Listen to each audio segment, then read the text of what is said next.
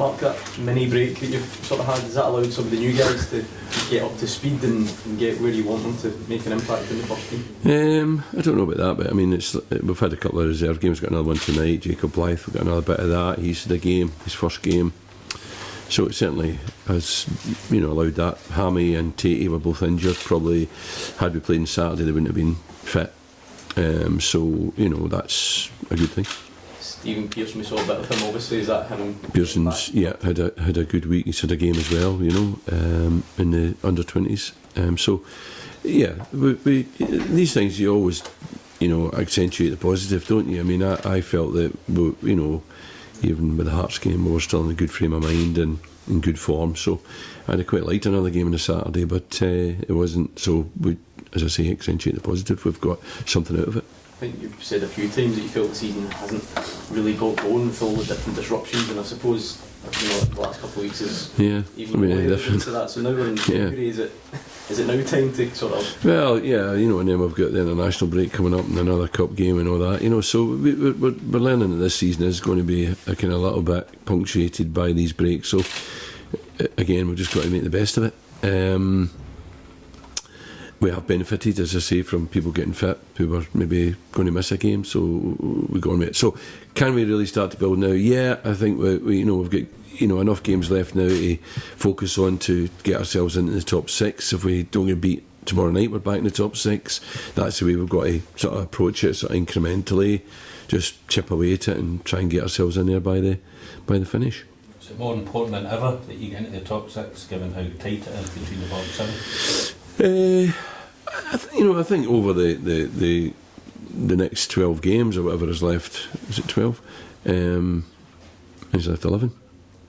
I can't remember. That'll sort itself out. I don't think it'll be as close as that by the end.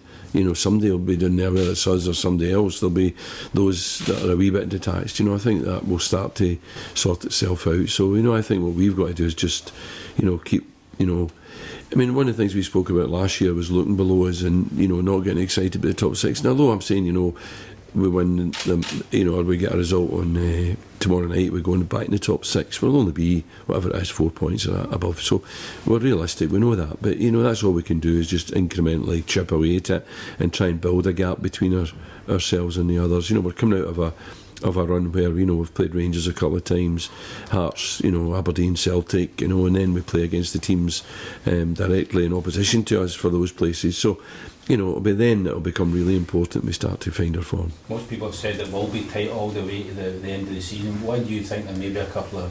Because I think I feel as if we're good enough to go on a run, and I think there are one or two others who'll be feeling the same, one or two others who are improving. And who have found it, the same as us, to really get in their stride. Have found that difficult. I mean, Kilmarnock might be one of them. They've made a couple of decent signings, and might start to win some games. So, I think that we've got to make sure that we don't get left behind. That's how I feel about it. Mark, the statement from the club last week, just in terms of serious foul play and interpretation of the rules, you were talking about getting the head of refs out. Has he come out? Would you hope comes out of that? No, he's not come out yet, but we certainly want it, because I have absolutely no idea what constitutes a send-off. I mean, of course there's a tackle that we can all look at and say that is a red card. We all know that.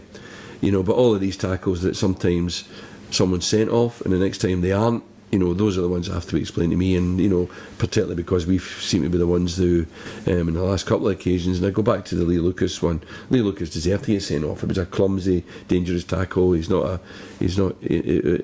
malicious type of player. It was like a forward tackling. I said at the time it was a bit like myself tackling. He deserved a red card, but the other two, for me, he'll never convince me that they deserve red cards.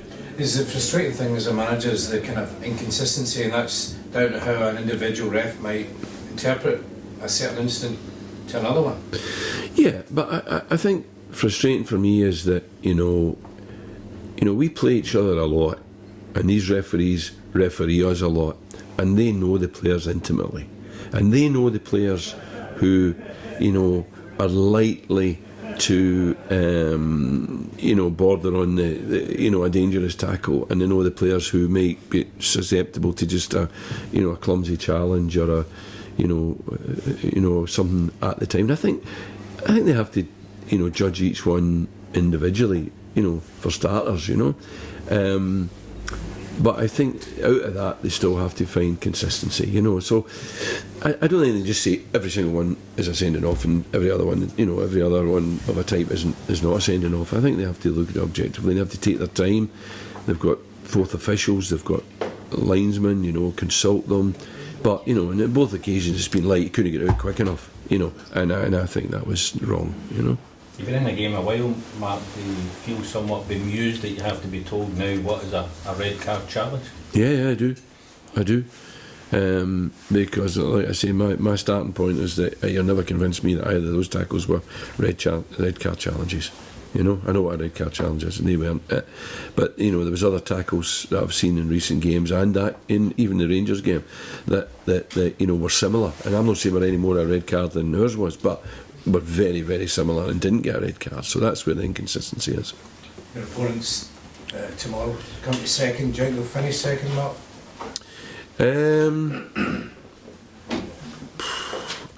I think they have competition from Rangers and from Hearts. I think any one of them could finish second. I think they're all similar. I think they're all better than the rest of us. And I think any one of them really, if they've had a wee bit of form, could finish second. You mentioned Rangers. Is there any surprise that Derek's been linked with that job? No. And I think, having someone who's been at that club and know how difficult a club it is to manage, I think he's done a brilliant job. I see Tommy Wright linked with it, and equally, with the resources he has, he's done a brilliant job. I'd love to see one of these guys get the opportunity, So, yeah, I'm not surprised. Kind of talent promoted from within? Yeah, absolutely. We all do these courses, we all do our pro licences, and we all work hard with the resources that we have, and I think that it's good when these guys get that recognition. What's your thoughts on the structure of a director of football above a coach? I don't know if a director of football needs to come above a coach.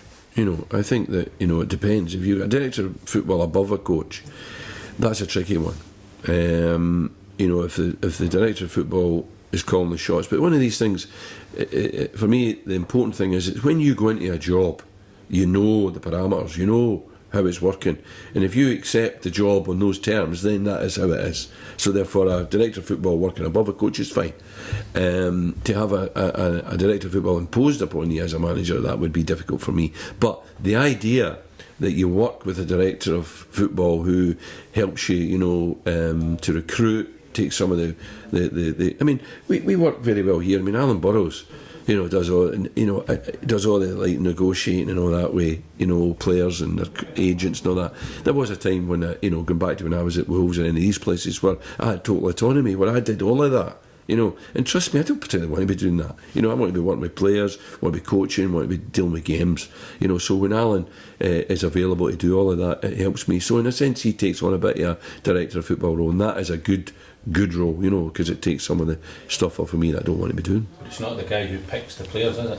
You still pick the... I think that, you do it together. If you've got a director of football who's got a knowledge of players, and, I say to young coaches all the time, when you talk about staff, and I always say that the most important person that you can get, if you can get them, is somebody who knows where players are. Somebody in recruitment. Assistants, yeah, you need a good assistant. You need somebody to work with you. But, without the raw materials, without, in essence, a scouting system, a chief scout that can find you players that are good enough for you. I can't get down south. I can't get to games, other than the games I get to here, It's impossible for me to get to under 20 games in the afternoon down south and see where there are good young players that might be available to us eventually, or who might be available on loan. So I need to trust somebody to do that. So it's either a chief scout or, as in a lot of clubs, a director of football who works with a scouting network under them.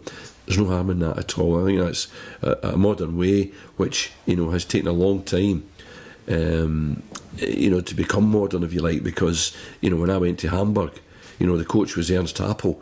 Ernst Happel never done anything else but on the training ground and on a match day. All the other stuff was done by Gunter Netzer.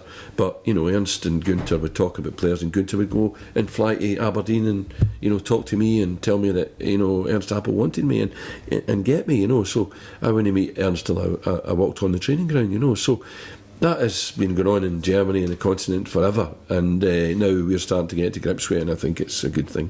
Your old teammate Alan McGhee worked with the director of football in his first spell at Rangers with Dick Advocat. He's keen to get back in, like to look at Rangers again. Could he be the man that could maybe? Oh, I think in any role, you know, Alec has the ability, the experience, and the contacts and the knowledge to do either role, to go in as manager or to go in there as a director of football and work with a younger manager, and, you know, would be a big asset for any club. And, you know, it's a club he knows well, and a club that he's worked at, and a club that he has a heart for. So, you know, I don't see anything negative about that. And his experience as well in so many different countries can make him, I guess, available for either role as well. Well, I mean, that's right. I think that is absolutely right, and I think Alec is a brilliant networker, you know. So Alec has contacts everywhere, you know, and he's been the national manager, remember. So, you know, he would be a fantastic asset to a club the size of Rangers. There's no doubt about that. Can you confirm your team news for? McHugh and McDonald are both suspended, which is a shame, because they were sent off for red cards that I still don't think were red cards, just to emphasise the point. But everyone else is fit and ready to go away. Do you think that system's alright, Mark, in terms of clubs having to pay for an appeal? I think it does make you think twice about it. I mean, I have to say that we never appealed for McHugh, not because of the money. Right. Really, not because of the money. The money never entered into it. Some clubs might. Yeah, absolutely. Yeah, you know, and what it does do, it stops, you know, people just appealing every single one, you know, which would clog up the system. So I think it does put a certain check on that, but it certainly wouldn't affect our decision. Our decision will be made on the basis of whether we think we've got a chance of winning, you know, and whether we're right in our thoughts.